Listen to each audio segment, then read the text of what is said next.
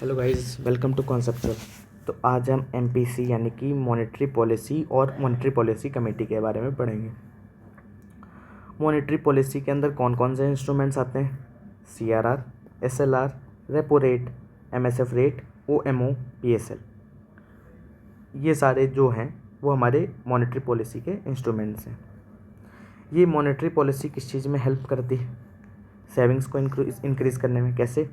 Deposit rates जो हैं वो इंक्रीज़ कर देगा, जीडीपी को इंक्रीज़ करने में, इन्वेस्टमेंट को इंक्रीज़ करने में, अनएम्प्लॉयमेंट को डिक्रीज़ करने में, इन्फ्लेशन को कंट्रोल करने में और इंक्लूसिव ग्रोथ को अचीव करने में। जीडीपी को कैसे इंक्रीज़ करेगा? जीडीपी को इंक्रीज़ तब करेगा, लेंडिंग रेट जो हैं वो डिक्रीज़ कर देगा। तो जो कंपनीज़ हैं वो आके लोन लेंगी, लोन लेके वो क्या करेंगे? इन्वेस्ट करेंगे, तो इन्वेस्टमेंट बढ़ जाएगा। जब इन्वेस्टमेंट होगा तो इंफ्रास्ट्रक्चर बढ़ेगा और जीडीपी भी बढ़ेगा। जब जीडीपी बढ़ेगा, इन्वेस्टमेंट हो रहा है, तो क्या होगा? जॉब्स जनरेट होंगी, उससे क्या होगा? अनएम्प्लॉयमेंट नीचे आ जाएगा। इन्फ्लेशन कैसे कंट्रोल होता है मैंने आपको ओएमओ और इन्फ्लेशन के वीडियो में समझाया है, ठीक है। आरबीआई एक्ट 2016 में अमेंड करा गया और सेक्शन 45 को ऐड करा गया उर्जित पटेल कमेटी की रिकमेंडेशंस के अनुसार। इस अमेंडमेंट के थ्रू जो है मॉनेटरी पॉलिसी को बैंकिंग सेक्टर में लाया गया। जो मॉनेटरी पॉलिसी कमेटी है उसका कंपोजिशन क्या है वो समझते हैं। इस कमेटी में आरबीआई के साइड से 3 मेंबर होंगे, गवर्नमेंट के साइड से 3 मेंबर होंगे, मतलब कि total 6 member monetary policy committee में होंगे।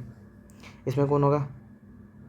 आरबीआई गवर्नर होगा, चेयरमैन होगा आरबीआई गवर्नर, एक डिप्टी गवर्नर होगा, एक पर्सन जो होगा वो आरबीआई के सेंट्रल बोर्ड ने नॉमिनेट करा होगा।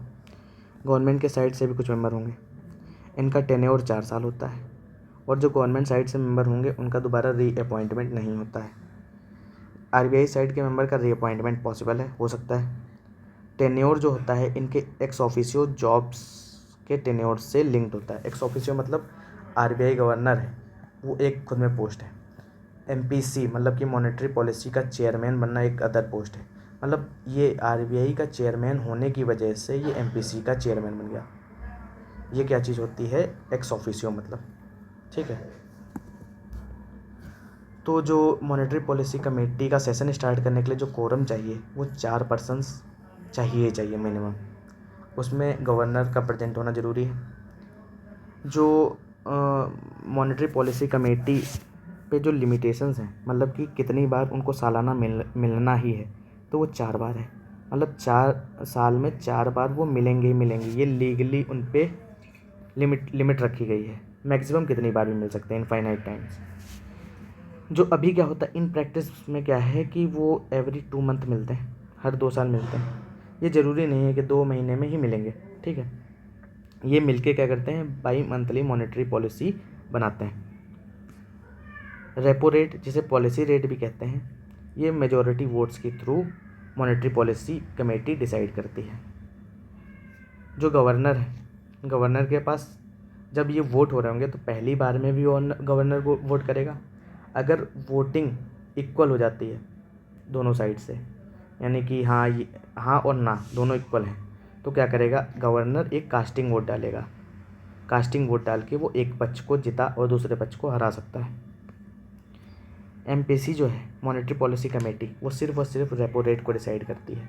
जो अदर रेट्स हैं, reverse repo, MSF rate, HDF, जो अदर रेट्स हैं वो गवर्नर एलोन डिसाइड करता है, ना कि monetary policy committee. I hope monetary policy and monetary policy committee is clear to you. Thank you so much.